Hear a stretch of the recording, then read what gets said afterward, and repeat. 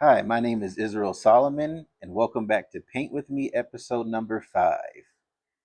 Today, I'm working on a landscape that I've been working on over the past few days for a solo show that I have coming up titled Oasis.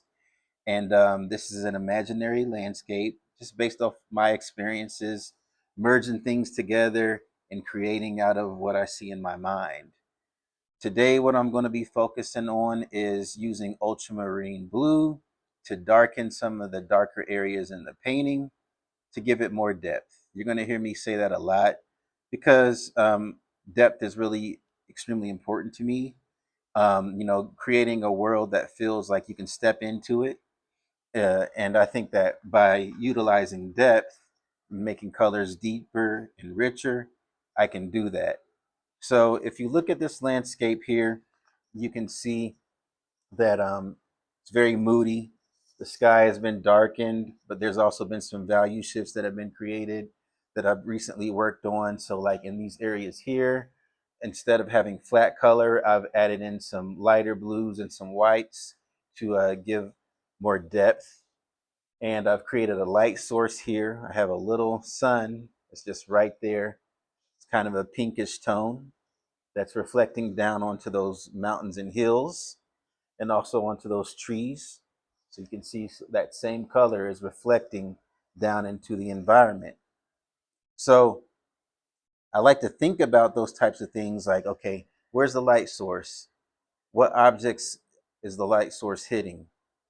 Um, what is away from the light source? Can I bend things and play with things in order to create a story and a mood? So I think about all of that stuff while I'm painting. And so far, where I'm at with this particular landscape piece, I'm actually liking it and enjoying it. And I'm looking forward to seeing where this ends up. Um, so I'm going to go ahead, excuse me, go ahead and get myself started. And I'm going to start adding in those ultramarine blues into those deeper and darker areas to make them even deeper and darker and richer. So just follow along with me. I'll talk with you while I'm working, explain to you what I'm thinking, maybe some thoughts that I have about what's going on in the world right now. Um, and with that being said, I don't know where you're at, but I'm located in Indianapolis, Indiana. Excuse me. And right now we're having somewhat of a heat wave. So outside, it's about 94, 95 degrees. But thankfully, the studio that I'm in, it's actually kind of cold in here. So I'm feeling good right now, and I'm ready to get started and see what I can do and what I can show you. Whenever I create these episodes, it's very unlikely that you're going to see me complete a whole painting from beginning to end because I don't move or work that fast. I really take my time and I work on multiple pieces at once. So right now, I've got at least 4 pieces that I'm working on. And what I am able to do by working on multiple pieces is get a decent amount of work done over time. I feel like if I focus in on just one piece at a time, it's slower than me bouncing around. And I probably explained that before. But again, you're going to hear some repeating themes in these videos because art can be a repetitive process. When you're creating an aesthetic and when you're creating a style, you're going to have some repetition there, just like in any other field. If I were, a basketball player, you're going to see me repeat jump shots over and over again to perfect that craft until I feel confident in that. So I'm going to be saying a lot of things that are somewhat repetitive, but they're good things to say to remind myself as to, what the goal is and where I'm trying to get. Um, I found that, saying these things is almost like teaching myself, So it's a teaching process that I'm going through. Like as I'm explaining things to you, I'm also explaining it to myself, and it helps me to improve. So, all right, let's go ahead and get ourselves started. Let's go. All right, we're going to go ahead and get started. So, on my palette, I have a little bit of ultramarine blue that I put out. And as I've done before, I've got a little bit of liquid added into it, which helps with gloss and helps with speeding up dry times. And I'm going into these darker spaces like that, maybe in some in here, some through here, and I'm enriching those colors as I go. Go ahead and just lightly brush it in here. Take my time, don't rush, and apply that color onto the canvas just like so. Layering, and through layering, those colors will mix together. So although the color that I'm layering on top of is a brownish purplish tone, this ultramarine blue is not just going to cover that up. It's going to blend in and mix in with those colors beneath it, and create some color magic, I would say. When you layer colors, um, sort of thin like I'm doing, those colors bleed through each other and create a vibration, because the surface that you're working on has a texture, and that texture also has something to do with colors blending together.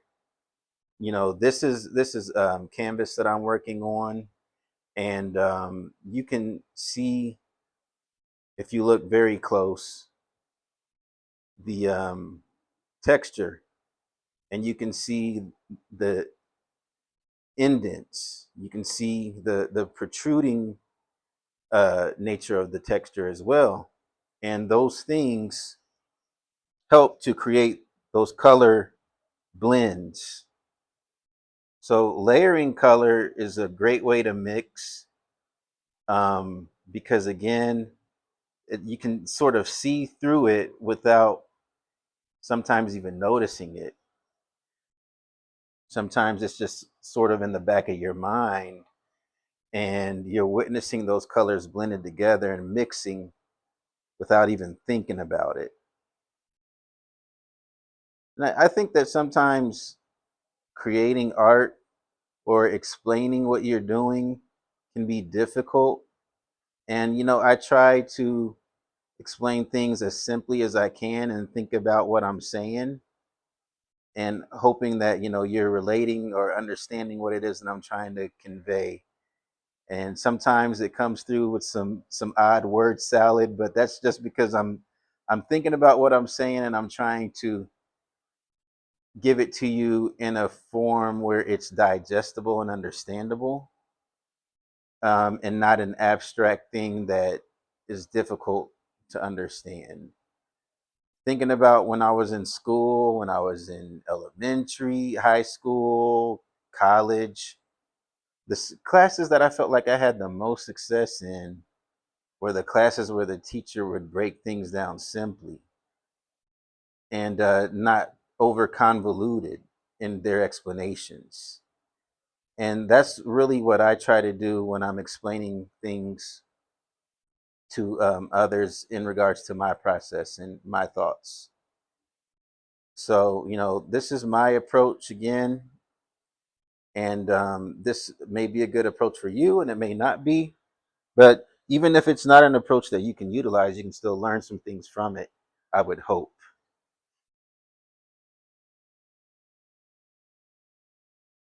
Going in with that ultramarine blue and just really deepening up those areas, taking my time, not overworking, and allowing the colors to blend. One thing that I've learned about working for me, and this may be the same for you as well, I like to get a good flow in my work, and in my production. But I found that, let's say I've been working for a good 5 or 6 hours. Once I get to a certain point, if I notice that I'm making silly mistakes, if I'm dropping something here, if I took a color and um, maybe made a smush where I didn't want to make a smush on a canvas, then I feel like, okay, I must be getting exhausted now, and now is a good time to quit. If I start making little errors that I didn't intend to make and they're just kind of popping up, I know it's quitting time. Like, for instance, the other day I was working and I was cleaning my brushes off utilizing a cup, a really cool cup that I had from Butler University that an instructor gave me for allowing their class to come in and kind of just ask me questions about what I do. And somehow I tilted that thing over and it bursted all over the place. And now my Butler cup is gone. And when that happened, I said, you know what? That means it's time to stop for the day. So when I start making silly, goofy mistakes, I know that my brain is telling me it's quitting time. And my brain is like, you should have known that. That's why you broke something. That's why you tripped over your own feet. That's why you made a mark on the canvas that you didn't intend to. Listen to yourself. And when it's time to quit, quit. It will be there tomorrow. It will be there 2 days from now, and it will be there in a week. So I guess what I'm saying is, as long as I'm working consistent, I'm going to get things done. As soon as I start trying to overwork, it does not work for me. I've never been the type of person that crammed well. If I was going to do good in school, I knew that cramming wasn't going to be the way for me to do it. Um, and same thing with art. I'm not a crammer. I like to get things done and feel confident that it's done, and then know that if I need to tweak something, I have time to do that. That's how I think about commissions as well. If somebody or an organization hires me to do something, I want to get it done ahead of delivery date, ahead of promise date, because I think that it makes me feel more comfortable, more confident that I've got the work done on time. And I think it also helps with your reputation. If this is a profession for you, if you're getting things done on time, then that information can spread. But what you don't want to spread is, and I worked with Israel Solomon and I really like his art. It's really cool, but man, he was a pain to work with. He said he would have it done on July the 8th, and he called me. Actually, he didn't even call me. He sent me an email on July the 9th, and he told me that he needed 2 more weeks because he was just overloaded and he was swamped. Nobody wants to hear that. Like I think about if that would have happened to me, I wouldn't be happy. So when I'm hired to complete a job, I always try to over deliver, and I always try to make sure that I complete it before the deadline. So if I told somebody I'm going to have it done on the 8th, I'm going to have it done at least on the 7th. And I think that's really helped me to build at least a good reputation in regards to groups, organizations, people knowing that I'm going to get things done and I'm going to get things done on time. That goes a long way. I really think it does. So just continuing to work, continuing to blend, deepen some of these areas, make darks darker, and refine this painting. I'll probably have this painting done in about 4 days. Um, I've got to let some things dry and settle, and then I'm going to really go in and add in that good crisp final layer to the image. You probably don't see a lot of a shift right now, but that's okay. I take my time and I get it done the right way. A little more ultramarine blue there. And here shortly, I'm going to add some sky blue into this ultramarine blue, and I'm going to work some of those sky areas.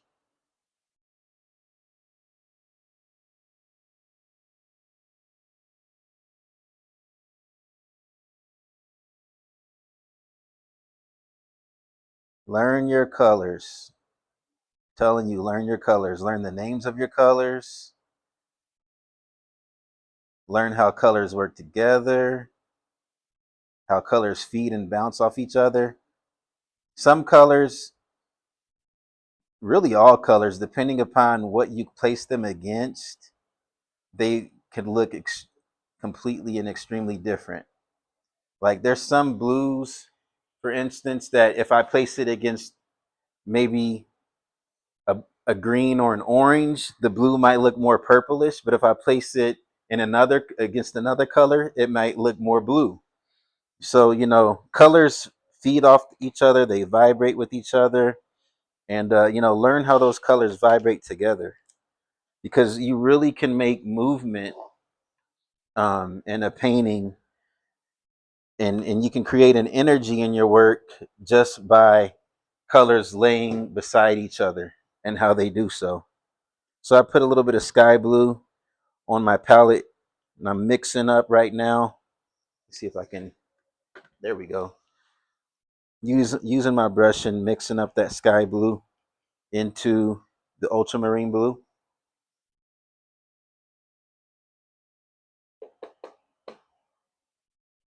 Got a little bit of liquid. I'm going to mix that in as well. And I like this blue, but I'm going to add in just a little bit more sky blue to my mixture.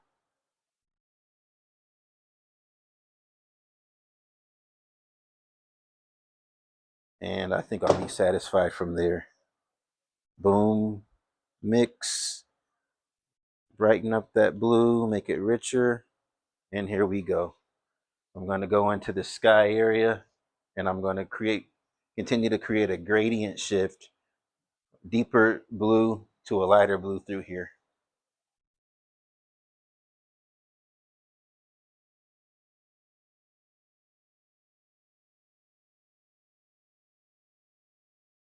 Apply it in onto the canvas.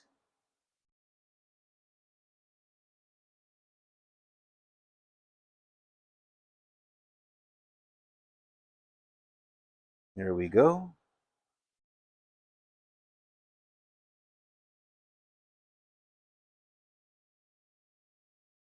One thing that I recognize and notice about the sky is really, in theory, the sky can be any color. The sky is mostly thought of as blue. When you think of the sky, you think blue sky, clear blue sky, or you think, oh, it's a gray day, it's a gloomy day. Or you look at the sky at night and it's, black. You think that it's black, or maybe a deep blue or a deep purple. But I don't know how many times that, maybe I've walked outside and, it's the morning time or it's the evening and I've seen pinks, reds, and oranges in the sky. Maybe it just rained and the sky and the sun is coming out and I'm seeing greens and purples and oranges all blending together. Really, the sky can be any color. Um, it's commonly blue. When you see images of the earth, it's blue, but in reality, the sky can be any color. And you can utilize the color of the sky in a painting to create mood, just like you can use color to really create mood in any environment. So it's just something to think about. You've probably thought about it before, but just take a look sometimes. Just sit back and observe and think about on one of those like weird weather days and all the colors that you saw when you looked up into the sky. The sky is like a painting. It's a beautiful thing. All right.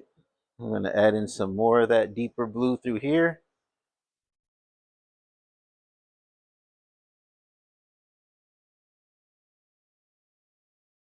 splitting and separating objects, defining further objects.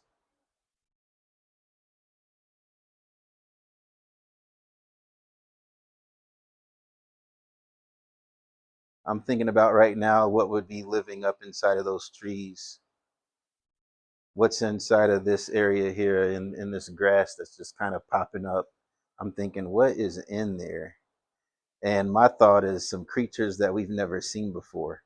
Since this is an imaginary landscape and this isn't based on reality, I'm thinking about these creatures that we've never seen before that are just lurking inside of this foliage and inside of those trees, and they're staring at us and we don't know it. So as you can see, my mind goes all over the place when I'm working and painting, and I enjoy that.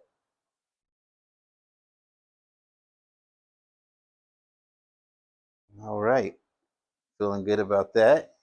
And I'm going to go right here and do the same thing.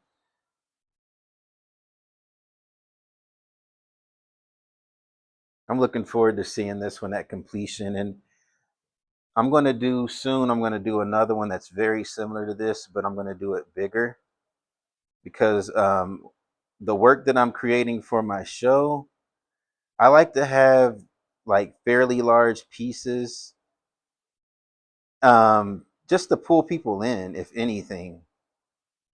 Um, to pull people in, make them take a glance and say, "Ooh, wow, what's this? This is interesting." And then once they see those large pieces, they can kind of walk around and start seeing everything else. And art isn't more valid because it's bigger or smaller, but I always think about things about how can I capture the viewer's attention? How can I capture their eye? What can I say in my work that's going to make make them want to look at it? So I'm going to create another piece that's similar to this, but it's larger.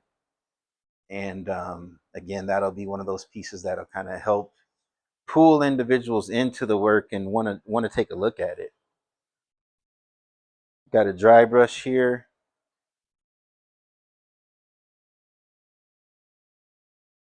blending with that dry brush,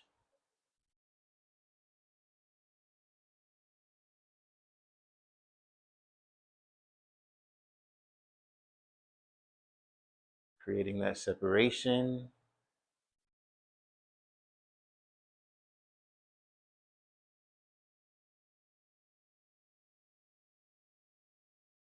Keep on blending, keep on working.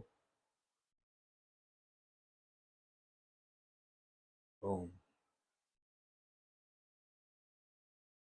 And this blending, this is stuff that I learned when I was a kid.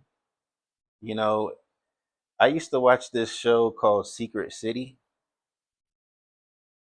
It was on PBS, and there is this artist. His name was Commander Mark on the show. I can't remember what exactly his real name is, but he called himself Commander Mark. And Commander Mark, he had this show called Secret City with all these weird characters, aliens, weird animals, robots, and androids. And he would interact with these characters. And then at the end of every show, he would start to draw a part of his secret city on this big white board. And while he was drawing his secret city, he would tell kids how to crosshatch, how to shade, how to create three-dimensional objects, how to create shadows, and all that stuff. And those simple concepts that he taught, I still remember those concepts to this day. And you're talking about from when I was a kid, when I was 8, 9, 10, 11 years old, watching this guy. And I don't know if the guy's still around or still working, but I learned a lot from him. So yeah, I would watch cartoons as a kid like everybody else, but I also would watch these art shows. Believe me, I would watch Bob Ross and all that stuff. I remember sitting around with my granddad and watching Bob Ross. My granddad, he wasn't a painter or artist or anything like that, but he would watch Bob Ross from time to time and enjoy it. All right. So Mission accomplished. I went into my painting. I utilized ultramarine blue. I darkened up some spaces. I made more variation. I shifted some gradients around and I created more depth. So I'm excited again to see where this ends up when it's all finished and when it's all said and done. And I'm going to definitely share that with you. So thank you for tuning in. I hope that you follow and subscribe, like this video, and I'll see you in the next one. Peace.